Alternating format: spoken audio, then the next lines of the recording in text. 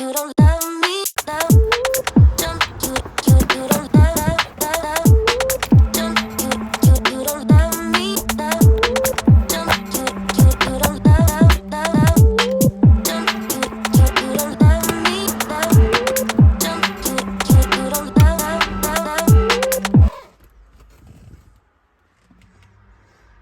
love. What are the chances of that?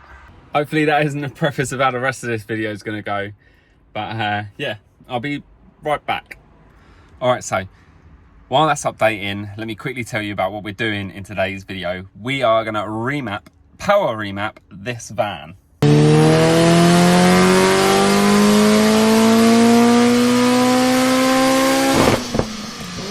Now, I don't know if you could tell, but that last little clip there with this on the rolling road that was a bit fake. I don't have a rolling road to access, so I'm going to try something else to prove that we've actually made a difference. So while I can't give you the brake horsepower figure, just know that with 85 horsepower, which is, I'm guessing this van still has, which is what it came from as standard, it did this in a 0 to 60.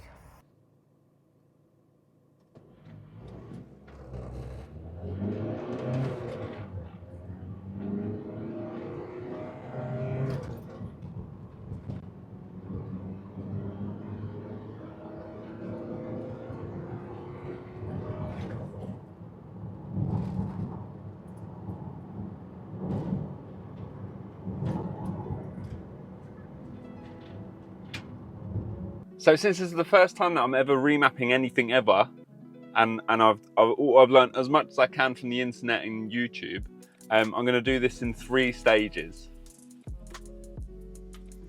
Can I just clarify that these stages have absolutely nothing to do with like stage 1, stage 2, stage 3 remaps. They're just the stages that I'm doing them in, if that makes sense.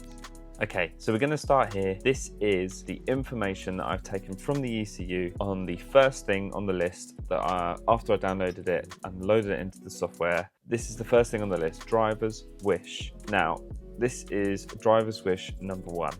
It looks a bit daunting, but honestly, there's not too much to worry here. What I've done is I've copied this sheet over onto an adjustment sheet. Now, the adjustment sheet consists of a multiplication. It's 1, this number multiplied by 1, and that gives me an output, which I've put over here on the mod sheet. So if we look at the 00, 63 multiplied by 1 gives us 63. Now, where this becomes interesting is when you start multiplying it by 1.1. And now 1500 at 45 on the original sheet, 116, now becomes 127. The driver's wish is the requested torque when you push the pedal. At 45% pedal travel at 1500 RPM, we now request 127 Newton meters or pound foot, or whatever this number means. We now request a higher amount from the engine. So therefore, we should go faster. Now, if I just zoom out a little bit, as you can see, there are 8 of these driver's wishes on my ECU, and we don't know which of the driver's wish map the ECU is going to choose at any given time, so we have to do the same to all of them. Now that that is satisfied on the spreadsheet, let's try and apply that to the map to put it onto the ECU. This is how I'm doing it. I'm doing this on this is edcmastershp.com, and as you can see, my driver's wish, all of my driver's wishes are here. This is the list of them, and what they're going to give you is this. So this is where I pulled all of that information from. These are all our numbers, and at 1500 RPM at 45, you can see there's our 116 that was on the spreadsheet. Now we multiplied all of these numbers from 1500 upwards and from 45 upwards by 1.1. Now the easiest way to do this is to select all of those numbers in that block. We're just going to come up to multiply up here.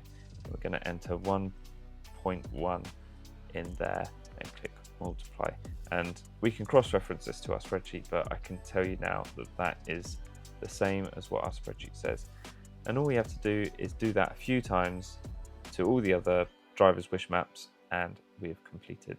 Now guys, if you want to see how to download the ECU data, how to what to use on the computer to change it, which website to use. Now I'm going to leave a little click out up here when I did the EGR, so you can watch that, and it goes a bit more into detail of how to do the computer side of things.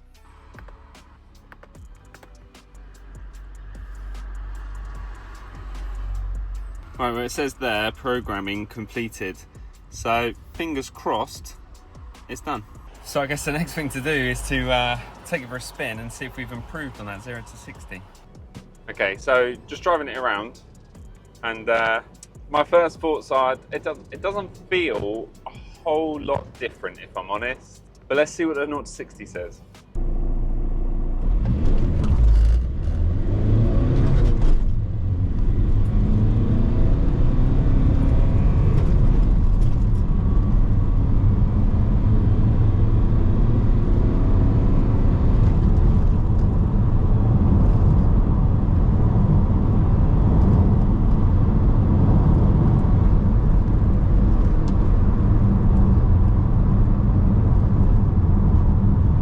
Worse.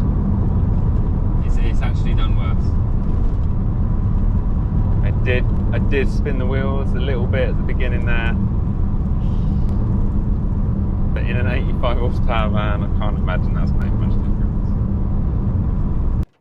Right, so I lost a little over a second on my 0 to 60 that time, so see if I can improve on it now. Here we go. Go.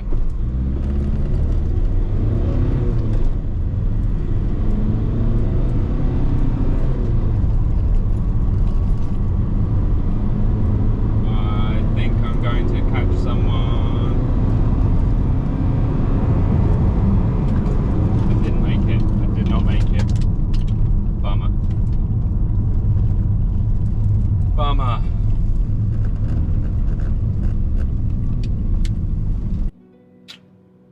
Well, clearly it wasn't a big enough difference. I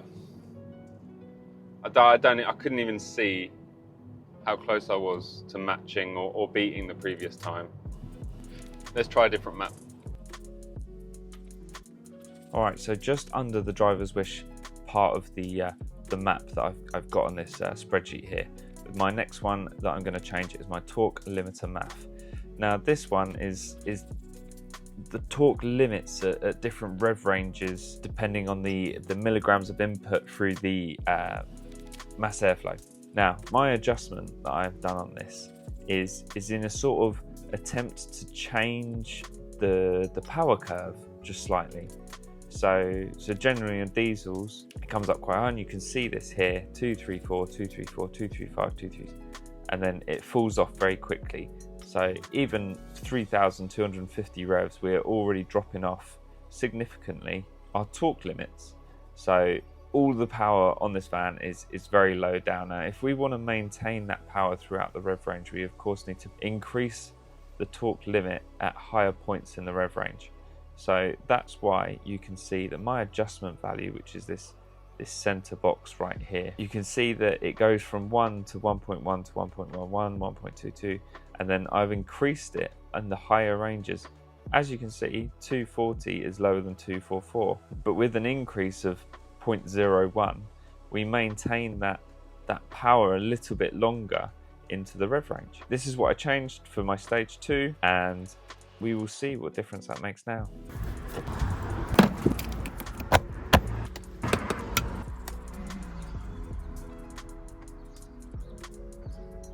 Well then, so my original time is on the phone here is 17.95 seconds, and that was with the van as bog standard, no map at all. And then somehow I did a 19-second with my first remap, that driver's wish one. So now I'm on to another one. I'm not gonna lie, just driving to here, it feels a bit better. So I've got my fingers crossed for a better time. Let's see how much we improve on that 17.95.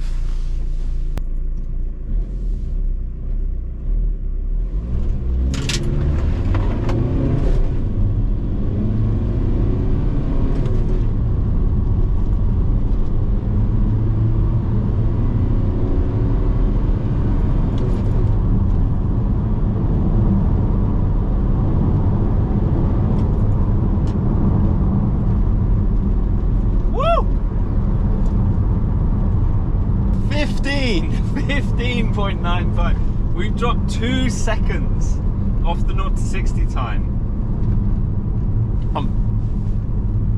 And we're not even done yet. We're not even done yet. I've got more.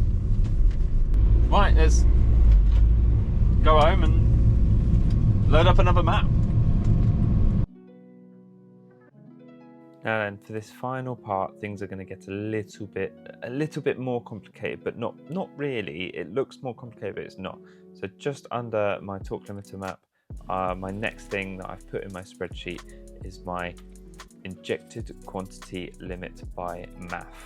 Now, this looks a little bit scary. This is the amount of fuel injected based on the mass airflow reading, and it is measured in mass airflow reading by revs per minute. So as you can see, I've done a very similar thing. I've chosen 450 as my starting point, and I've gone at 1400 revs.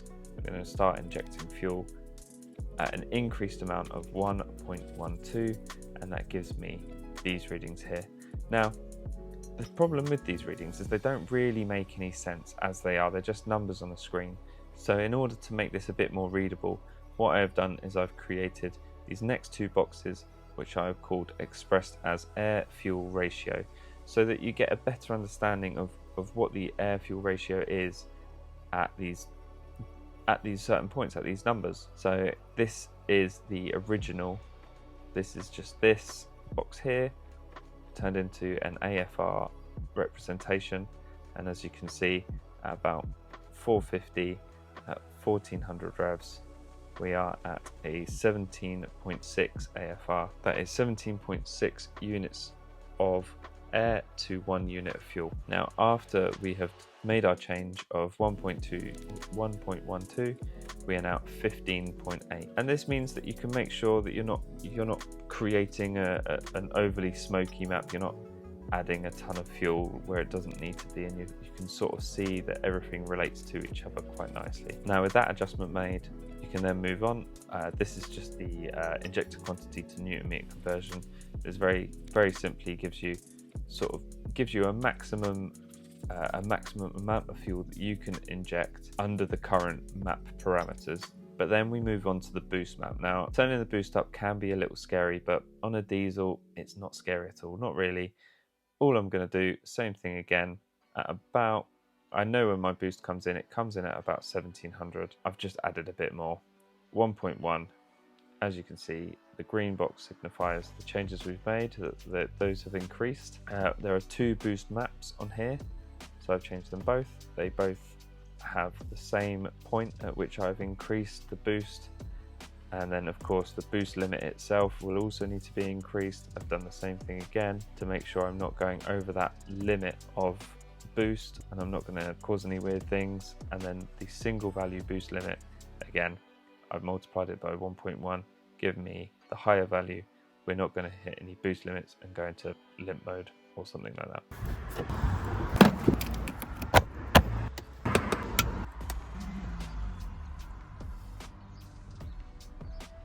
All right then, well, that's the final map loaded up.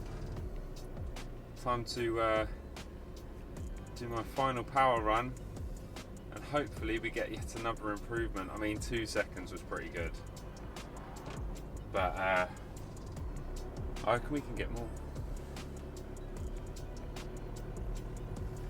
It all hangs in the balance of how good my launch is, I think. Ready, set, go.